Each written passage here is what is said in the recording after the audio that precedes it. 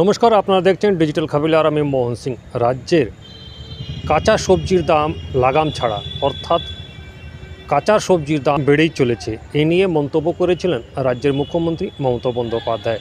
তিনি task force এবং জেলা আধিকারিকদের নির্দেশ দিয়েছিলেন, আপনাদের এলাকাতে যেখানে যেখানে এই মূল্য বৃদ্ধি অর্থাৎ সবজির যে দাম বেশি বেড়ে যাচ্ছে, এটাকে নিয়ন্ত্রণ করতে হবে।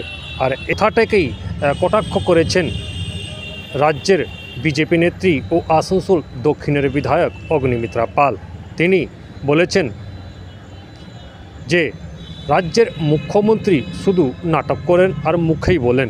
প্রথমে আমরা দেখব রাজ্যের মুখ্যমন্ত্রী কি বলেছিলেন। উচিত ছিল সেই কেয়ারটা ঠিক মতো নেওয়া হয়নি। এই 10 দিনে হঠাৎ করে সারা দেশে এত দাম বাড়লো কেন?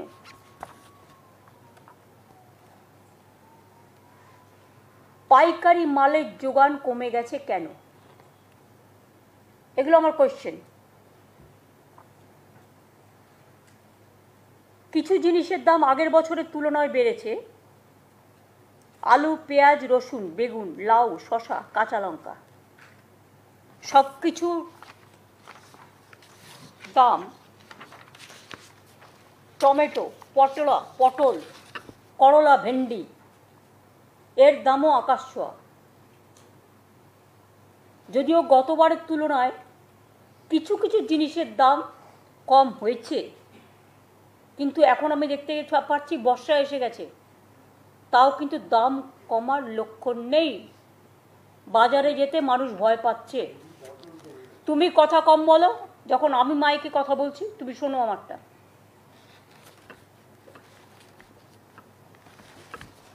আলুর দাম গত বছর এই সময় ছিল কেউ কোনো কিছু দেখে না।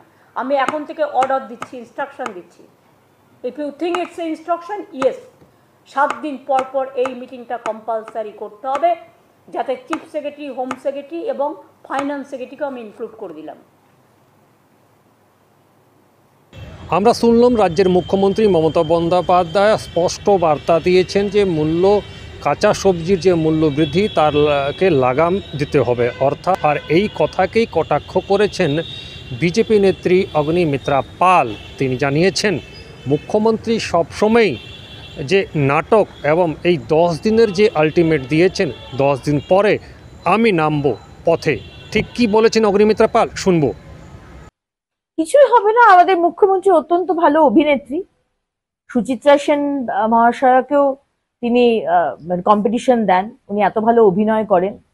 এবং যে স্ক্রিপ্টেড নাটকটা উনি বাংলার মানুষের কাছে দেন, কয়েকদিন আগে হকার উচ্ছেদ নিয়ে করলেন, গতকাল ঠিক ইলেকশনের আগে, আমি জানি না উনি করতে পারেন কিনা, উনি সবজির দাম কমানোর জন্য ওনার আধিকারিকদের বললেন। এবং আজ সকাল থেকেও আমরা দেখছি বিভিন্ন মার্কেটে, সবজি বাজারে এনফোর্সমেন্ট ডিরেক্টরের লোকেরা ঘুরে বেড়াচ্ছে, কিন্তু কাজের কাজ কিচ্ছু হবে না। আপনারা নিশ্চিন্ত থাকুন, যেরকম আলুর দাম আকাশ ছোঁয়া ঠিক সেরকমই থাকবে, এবং অন্যান্য সবজির দাম। কারণ বেসিক যে সিস্টেম, আজকে কৃষকদের কাছে মিনিমাম টাকাটুকু পৌঁছচ্ছে, মিনিমাম।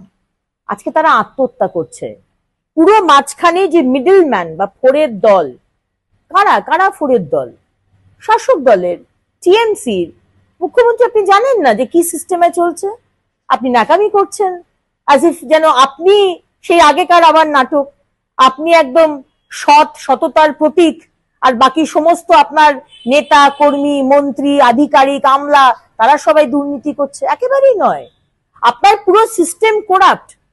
আজকে যদি আপনি ফোরের দলকে কন্ট্রোল না করেন, যেটা আপনি করছেন না, তাহলে আজকে এই দামই থাকবে। এবং এই নাটক এই কদিন চলবে। আপনি 10 দিন বলেছেন না, আমি কদিন বাদে বাজারে যাব এবং দেখবো আপনি কতটা দাম কমিয়েছেন। সুতরাং এই নাটক আপনি আপনার দলের কাছে দিন, আপনার আমলাদের কাছে। বাংলার মানুষ আপনাকে আর বিশ্বাস করে না।